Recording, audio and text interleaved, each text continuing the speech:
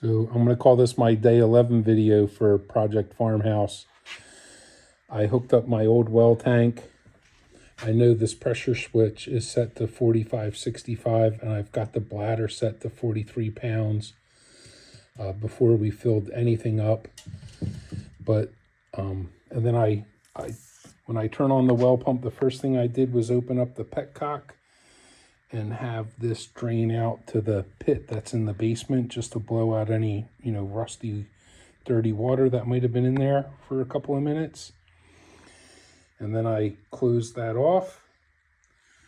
And right now my well pump is still running, but I'll turn it off. If I turn it off, you can see the pressure goes to 0.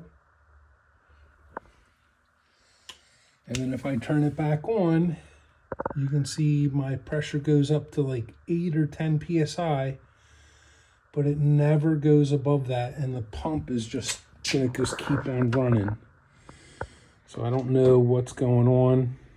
I did test, how many amps the lines were pulling before, and it was good. It was right around, I think it was 8 amps the last time I made a video. I'm probably going to test it again, but at this point, the well pump is not generating enough pressure and it's staying on.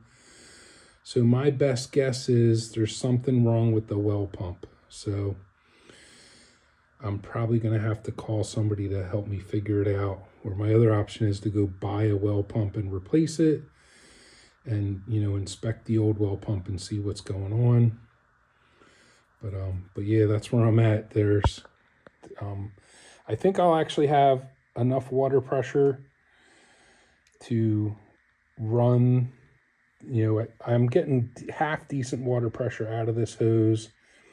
So if I take this hose and run it up through the Bilco doors and outside, this water line would be enough to feed our pressure washer so that we could pressure wash the floor.